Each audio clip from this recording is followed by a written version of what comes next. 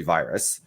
So I'm hyped. I've got like 3 different types of drugs that I'm on. So let me just prepare you mentally. This is going to be interesting. Okay. So we should be good. Nobody introduced us, right? Like we just found each other on LinkedIn randomly. That's correct? Yeah.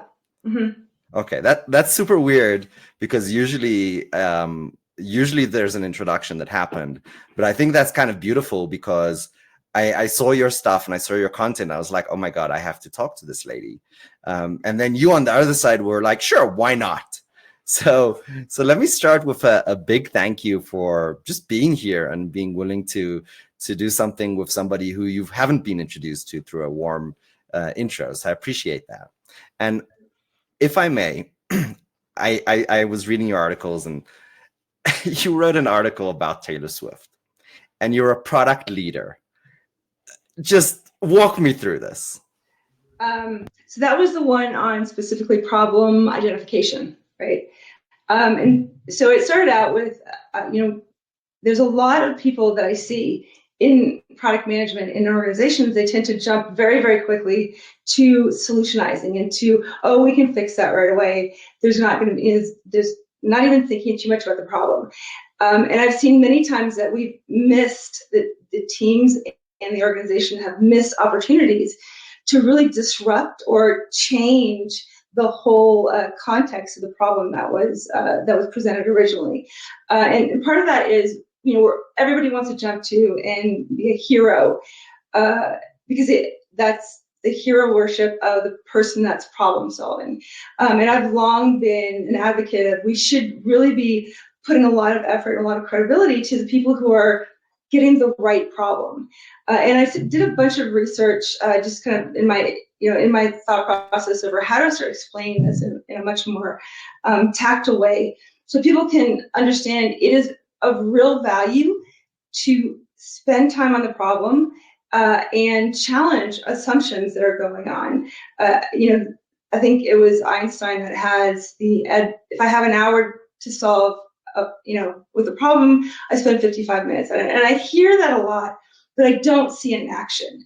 And so, when in these conversations, it really takes a lot of discipline to stick with the listening and the challenging and the trying to optimize and restructure the problem statement. And so I put together this article. I did it initially for an internal communication in my company that I was working in, just all the other product people that I was working with. And then I said, well, why don't I just kind of take all the domain specific out, put it on the internet. And my initial thing was, hey, let me see how I can get people in to take a look. And Taylor Swift was trending all over the place. And I was like, let me see if this works in regards to kind of, hey, she is super successful. And she's had, a plethora of hits and songs. And how does she figure out which one really works and which one doesn't? And I know she re-records things, so she takes feedback and figures out how to really do things better. And so that was the impetus for putting Taylor Swift on top of it to see how that would resonate with people. It was a lot of people laughing at me, but they read it and they were engaged with it. So it was kind of fun to do it that way. I thought it was absolutely delightful. And could we give Taylor Swift the honorary badge of data-driven product manager leader? Would we call her that in our jargon? I would be happy to. That's incredible. So yeah, she's very smart. You said so many. I mean, my sister-in-law loves her. And she's like a daughter to me. Actually, we basically raised her. She called me dad and my wife mom when she was growing up. And there is such an emotional connection between my sister-in-law and Taylor Swift. And this is across the board. It's everyone. So Taylor Swift somehow creates a very I don't know if anybody has that same level of connection with her audience. It's incredible. I heard that she can cause an earthquake. Did you hear that one? When the stomping on the stage? Yeah, the stomping, the jumping. Yeah. So the jumping of her audience is synchronized in a way that will register by equipment as an earthquake. That is crazy. Yeah, that's pretty impactful. I mean, she's really created a brand and resonated with her audience in a way that very, very few people have.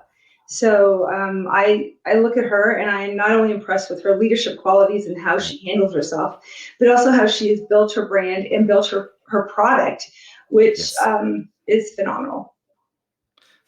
That's such a wonderful. You've said so many wonderful things. I think the camera was shaking because I was writing so vigorously as you were talking. So I feel giddy with like, where do I go next? What's the worst story that you can tell me about how somebody fucked up the context of the problem? Like shock the audience and how wrong it can be done. Oh gosh. I'm not sure I have license to talk about those failures. Change the names, change the product, change the company, make it anonymous. Yeah, just missing those opportunities, making a decision to instead of just taking a product and upgrading the back end, the non-functional requirements like the speed, the scalability, and the stability, and deciding in a hubris, basically with hubris, that they were going to build a new product and then transfer over everybody to this new product without and increase prices, right? Yes. And get new contracts and everything. And of course, that completely fell apart because they weren't really identifying the true problem, which was, hey, we need to have better stability, better security in order for our users to be sure that they could actively do stuff. I think that company is not doing so well right now. So and they've lost all of their customers because nobody wanted to pay higher prices to go to a product, a new platform that didn't have the same functionality and it didn't have basically the same options that they had from before. So that was probably the biggest catastrophe I've seen. There's been smaller ones where you really just miss opportunities.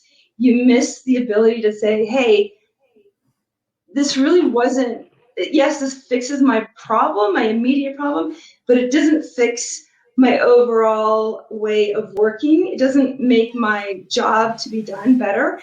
And so I'm kind of stuck in this thing. And all of a sudden something comes out from the sidelines and disrupts everything and just wipes away all the stuff that was there as really a workaround because they were basing it on, hey, how they did it manually 20 or 30 years ago. And so there's a lot of that going on because you really have to suspend your existing framework. You have to walk away from the fuck of everything you know and just listen and think differently and collaborate with people who really do think differently.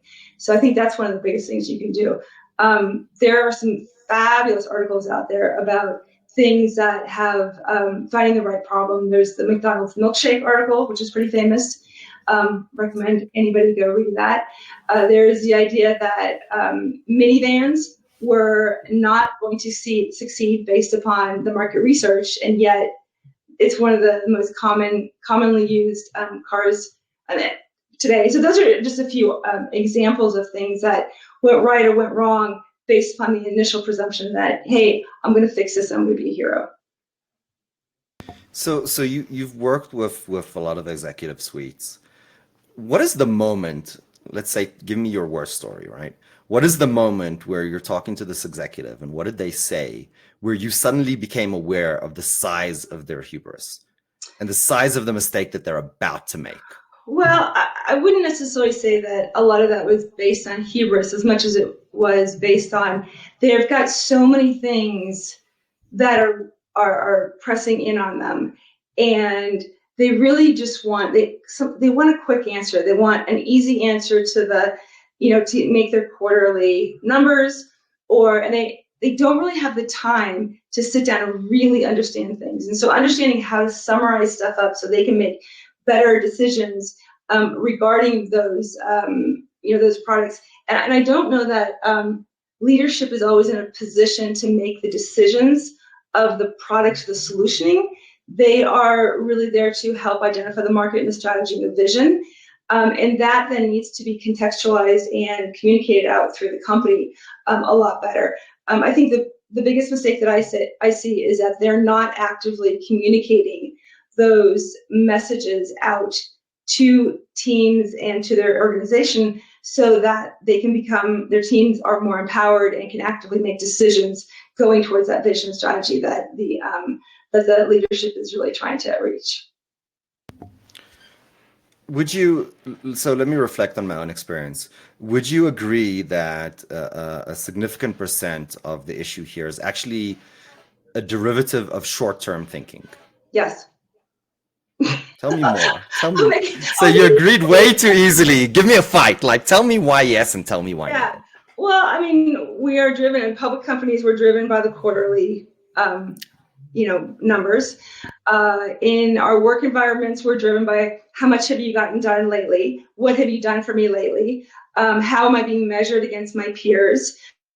Do we have the ability to communicate that long-term vision? Our storytelling over the longer term, over why we're building these things, and really communicating the value of investing early on. I think we're very short-termed in how a lot of it comes down to communication, because we really need to be better at communicating the whys. Huge Simon Sinek fan here. Yeah, he's awesome. And really sharing all that with the people around you, and taking the time to create the message and then to communicate it over and over and over again. So I see that's really where some of the mistakes are, and it takes time and effort is what it takes, and that's not always on the plate when you've got fires running around you. And of course, the objective is to, if you create that vision, you communicate that strategy, you put it in place, there's going to be fewer fires. And that's what your real goal is, to be more proactive in creating value and not reactive in trying to keep your customers. That's absolutely wonderful. I just can't help myself because everything you're saying is resonating so strongly. I just want to tell my own stories, and I'm trying to avoid that. But let me tell one, okay? I'm talking to the CEO, and he tells me, oh, this and this project, we went to all this, lots of money, right, spent. Went to all this effort, we didn't launch it. Why? We built the wrong thing, right? Product market fit. And I'm talking, and this is historic, right? Had nothing to do with it. And now we're talking about the new product, and they're launching, and he's explaining a strategy, and they're building this. And I asked the simple question, how many customers have you talked to? And what are the use cases that are driving value here to the customer? Mm-hmm. And you can imagine what the answer was. Yeah. So how is this, how does this make sense? Like, how do they make mistakes again and again and again and again? Like, how does this even work? Like, what is the, I'm a big Daniel Kahneman guy. I actually changed my LinkedIn in tribute to him. He died this month. I saw that. Yeah. And what psychology is working here to make us just fallible to this mistake? I don't have a psychology degree, so I don't know that. I love the book Sapiens, and I can't remember the author's name, but a phenomenal book on how human beings think. And it's always the top of mind thing, and the last in, first out type of thing, where, hey, this is what's called recency bias. Recency bias, that's right. Right. And so these are things that really impact us. And as human beings, that's kind of who we are. And, having taken the time to slow down and think is something that comes with a lot of maturity. And I don't see a lot of psychological safety in most environments to allow people who have, let's say, the not quite as much maturity to feel comfortable in doing that. And I think that's one of the things in coming in and talking in groups and really slowing people down. And I know we've got an environment where everything has to go faster, faster, faster. AI is here. Let's make sure we deliver, which you're summarize up. But there's real value to slowing down and thinking about things, and thinking about what the responses are, thinking about what the questions are, and taking a little time, I want to say moment, because sometimes it takes more than that, to really come up with things. Because I find that when I slow down and I might walk away from something, ideas will come to me because I'm constantly processing them in the back. And I think that's of real value in learning and continuing to learn. There's also the environment where we're not rewarded in our ability to learn. It is come in and do it right all the time. It's not what did we learn from this mistake that's happened? I've had a lot of learnings in my life. I love that. So, there's this movie that this guy working for the CEO, I think it's a movie, I can't remember anymore which one it was, and he loses like $10 million, and he says, okay, you're gonna fire me, like it's okay, I'm gone, like don't worry, what was that I'm not movie? gonna make a scene. I can't remember, I need to find it. Yeah, I think. And then the CEO goes and like, are you fucking crazy? I just spent $10 million on your education. I'm not firing you. Awesome. And we don't have that culture, right? It's this culture of making mistakes are learning. So I was talking to one of the entrepreneurs I mentor, and he said, oh, Ari, like I made a mess, I fucked this up, I wasted time. And I'm like, no, you are learning. This is great. Like this is excellent. You're becoming the expert. And there's an investment in that. Mm-hmm. So you said something amazing. You said the psychological safety. And I'm going to add on that this is about failure, right? Tell us more about psychological safety. Psychological safety it's a big thing, right? And it can encompass a lot of different things. And a lot of teams, there is not that psychological safety. Like they don't feel, we're always talking about high performing teams, but that takes psychological safety. And that means that you're working with people who have your back. You're working with people who are listening to you and trying to understand what you're saying, not reacting in a defensive mode to, oh, hey, I have to shut them down or I have to one-up them. I really want to listen to what they're saying because they may have a really, really good point. And one of the things I found... Let me break. I wanna kind of knock on that door a little bit. Is a psychologically safe environment necessarily an environment where people are nice and politically correct all the time and try not to hurt each other? Oh, absolutely not. Okay. Absolutely not. So that's weird, right? Like because we think safe and we're thinking, oh, we need to be super nice. And maybe we down our criticism. Maybe we don't. Maybe we're not direct. We kind of sugarcoat the shit out of stuff. And you're saying absolutely not. Talk about that for a moment. Well, psychological safety is a place where you can express yourself and talk without having to worry about how somebody else is going to react and get their feelings hurt.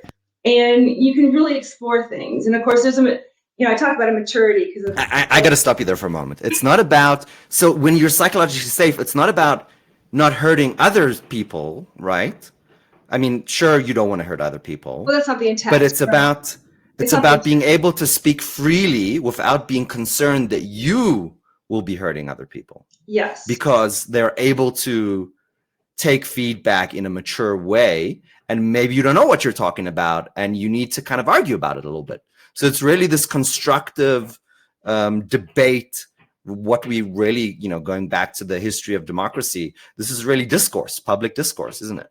I think that's a great way of saying it. I like that. I'll have to keep that. Absolutely right. And the intent is not to go there and hurt anybody. You're not going there and saying, hey, you suck, right?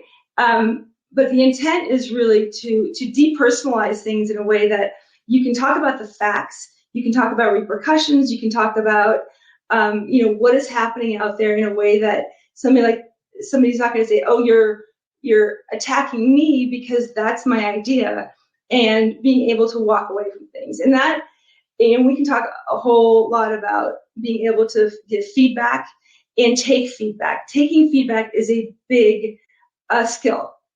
And it's something that, I've worked on for years and years and years. You depersonalize it in a way that, okay, you understand you're getting feedback from somebody's point of view, and if somebody takes the time to give you feedback, and there's a big thing right now where they're calling it a gift, right? And that is really big in understanding, all right, so this is, I may not take that feedback, I may choose to not take it, but I'm going to listen to it because there's always this, there's a learnings in that, and talk about those learnings as well. And, I go You want to do something fun? Sure. Okay. You want to do a simulation to show the audience because what you're saying is just, it's so incredibly insightful and important, but I fear that we need to show and not just tell. That's what my investor always told me. Ari, Okay. don't tell me, show me. Okay. So let's do role play. And I'm going to come on hard and you're going to show us how it's done. Okay. And if you want to really have fun, show me first how it's not done. Show me a bad, and then I'll give you a gain and show me a good one. Okay. I've tried to like dampen down my bad things, so I don't know if I can let those go again. Okay. So let's play a game. Okay. You're doing an absolute shit job on this interview. Oh, I'm so surprised to hear that. Maybe you can give me more information about what you think. Why you're saying that. Wonderful. Isn't that beautiful? So even though I came on as an asshole, right? You were what? What is the word that describes your strategy? It was curiosity, right? Oh yeah, I was going to say receptive, but curiosity. Receptive, yeah. I love that. I love curiosity. Yeah. I think that is one of the main skill sets, or I wouldn't say values, or things that you really have to be successful just about anywhere, really. Right. So, but yeah, I mean, hearing you say that, I was like, oh, I wonder what I did. I wonder what you see. What do I have to do? Yeah, that was just beautiful. I feel like it was half candid and just half you showing your amazing skills. Obviously, I don't think that. I'm in love with everything that's happening. But isn't that beautiful, right? Like you have trained yourself to take criticism and respond with curiosity. Isn't that beautiful? That, to me, that is just absolutely beautiful. I think it's an art and a science at the same time. Yeah, both of those things. I think it is absolutely something that people can learn, and you have to practice it and get better at it. And I do this in not just my professional life, but private life too. Where that's right. Any of my writing is, I won't talk about what my kids say about me, but a little bit too direct. But when I have a writing group that I go to, and they're pretty direct about what works and what doesn't work. Yeah. And you also, in receiving that, you have to really understand that this is what they are experiencing. And if they're experiencing what you intended, then awesome. But if they're not experiencing what you intended, then you need to revisit what's going on. And all that flows through into your professional life as well. And I will say that as a result, products get better. Yes. And value gets better to the customer. If you bring in these cross-functional teams that have different perspectives, different experiences, and you can really, really find some options that could really resonate with customers, and you can kind of experiment with that. But without getting that feedback and being open to that feedback, and then cycling back again, creating that psychological safety where everybody feels like they can contribute, what you're going to get is this is the product I want, go deliver it, and it's not going to succeed in the long run. Yeah. Absolutely delightful. I feel like we can talk for hours, but sometimes short and sweet is the best. Let me sum this up, wrap it up in respect to your time, because we started a little late. Let me ask you this. If you had to give our listeners, who are all product leaders on their journey, if you had to give one recommendation on how to make themselves better product leaders, and in the process, obviously have a positive impact on their companies and their organizations, what would that be? Interestingly enough, I just talked with a young product manager yesterday, and he was asking me that same question. And I think years ago, I would have said critical thinking was the prime thing that a product manager should have. I still think they should have that. But first and foremost, and we already touched on it, is that curiosity and that passion for learning and passion for learning new things and going out there and the empathy for experiencing life in somebody else's shoes. I think first and foremost, and that takes confidence, that takes a level of maturity to be able to go out there and not lose yourself and come back with some great learnings to synthesize in. But that's the number one thing I would take is that dial down your ego and come in with humbleness and really try and learn things from other people, because it's amazing the knowledge that is out there. That's right. You hinted at it, but ego really gets in the way, doesn't it? It does. Fear and ego. I don't want to be stupid. I don't want to be the dumbest one in the room. And I think as product managers, we all go in there with a little bit of like, hey, I'm going to be the big guy. Yeah. The more and it's forced on us, right? It. It's expected of us. You're expected to have the answers. It's intimidating. Mm-hmm. Yeah. It's ridiculous. Yeah. And, and there's that being able to but respond to leadership who's demanding that of you. And I call that speak truth to power. That's that's pragmatic marketing. I remember. Absolutely. We basically almost out of time, but let me wrap it up with something that I just can't not ask you. Excuse my South African accent. Every time I say can't, my wife is like, can't. She's just cracking up at me. Competitive youth soccer coach. Complete shift, right? 180, sure. or maybe not. What's the commonality between storytelling? Let's focus on storytelling and competitive soccer. So European football or soccer, as they call it over here, has always been part of my life. And I played in college and have coached since college, really, all the way up. So I really, really enjoy going out there. I mean, soccer is like just the whole, energy on the field, and then teaching and coaching. And I do young women, girls mostly, anywhere from 10 up to 18, giving them the power to be able to go out and perform and make decisions on their own, and then also teaching them ways to do that. So soccer is not a prescriptive sport; it's a very dynamic decision-making sport, which is one of the things that I feel that is really, really important for youth to learn how to make those decisions. But also, I think teaching the teams and teaching product managers how to go out and take what's there and make the best decisions that they possibly can at the time. In addition, there's that learning aspect to it, right? You're going to make mistakes on the field, and will you be able to, will you be resilient enough to get up and keep playing and learn, okay, maybe I don't do that next time, is the same thing that product managers and teams need to do in the corporate world. So it's kind of like an addiction for me, that the soccer thing. I think once if you're in that, you kind of understand that, can't let it go. But there are there's a lot of overlap there in regards to planning, vision, road mapping, designing the what you're going to do, practices, building the skill sets, identifying what's actively happening on the field so you can respond and adjust, and then overall making sure that the message that you're giving your teams is being received in the right way. So, and then you have to deal with I don't know if you're talking about soccer or product management anymore. Like it's the same thing.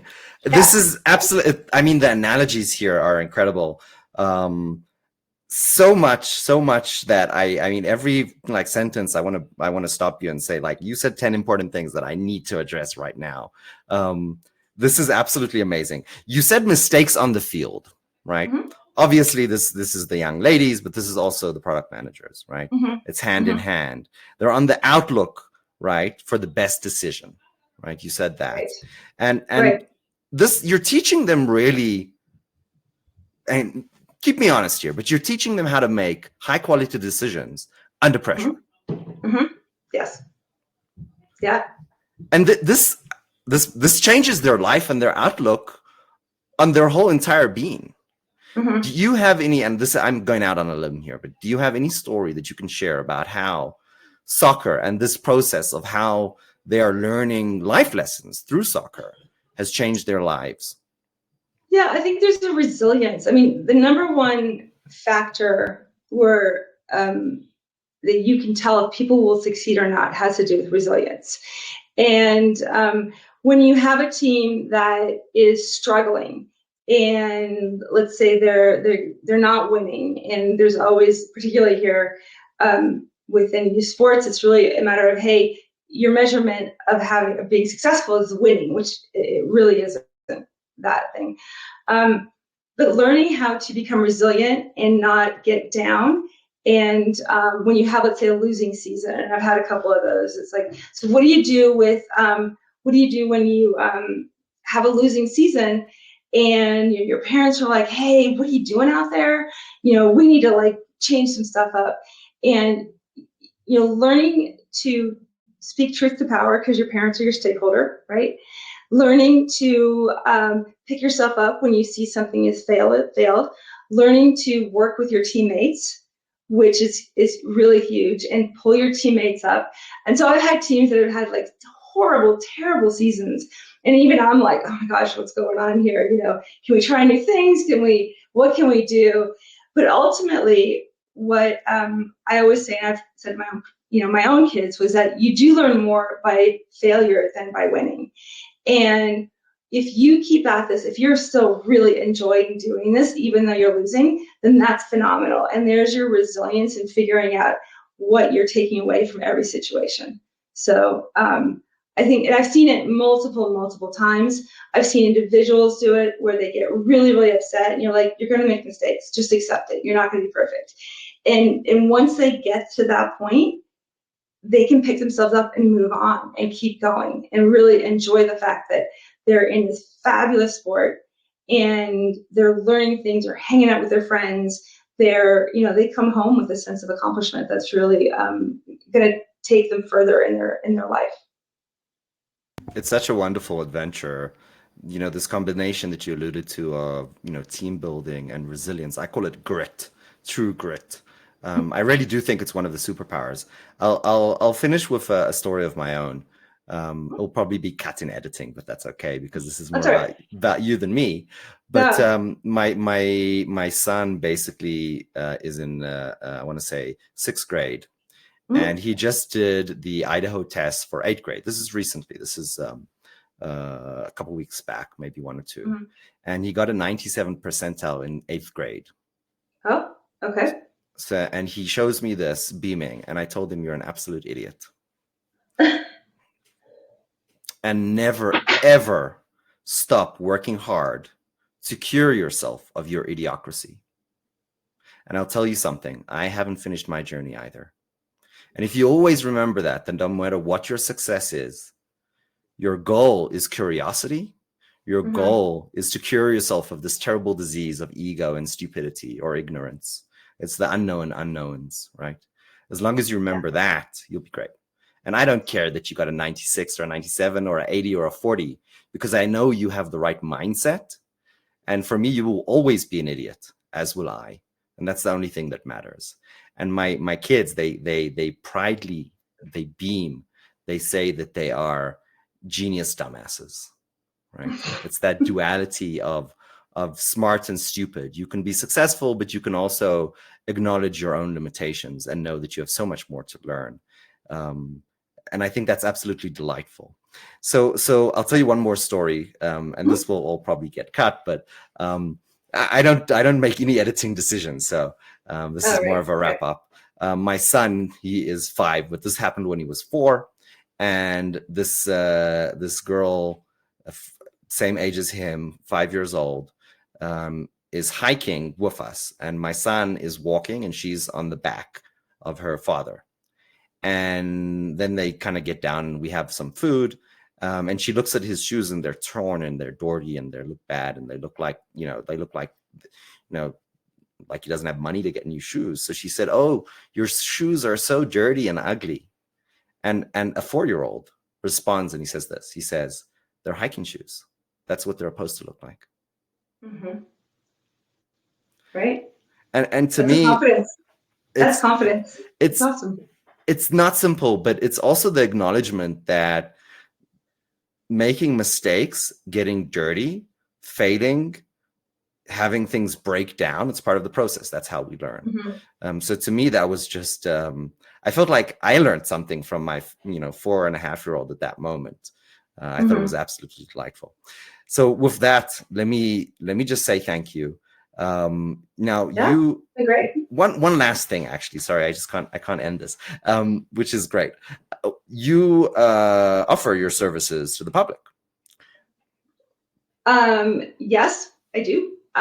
So coaching for product management or leadership that's really looking to understand how to deliver valuable things on to the marketplace. And so what I do is I work with leaders, a lot of small business leaders who may be the ones in the hot seat right now because they started the company over, hey, I am product manager and product leader and everything. And yet there is a very, very specific skill set that has developed over, you develop that over a long period of time to understand exactly what the right sizing of your deliverables are to prove out what you really need to do. And those smaller companies have a much shorter risk tolerance, Yes. Because they got to deliver things, and a lot of people, they tend to over deliver, and it used to be over deliver under promise and over deliver, Right. and now it's like, no, you need to deliver the least amount you can do to actually figure out what decision your next thing is. And so typical accelerator stuff, but really what it comes down to is understanding how do you make those decisions for a product, technical products, that so that you can deliver out to the market and be successful that way. So yes. Wonderful. I think I've got at least 10 people to introduce to you. Fabulous. You are an absolute delight. I'm so grateful. And again, we've never met before. We've never talked before.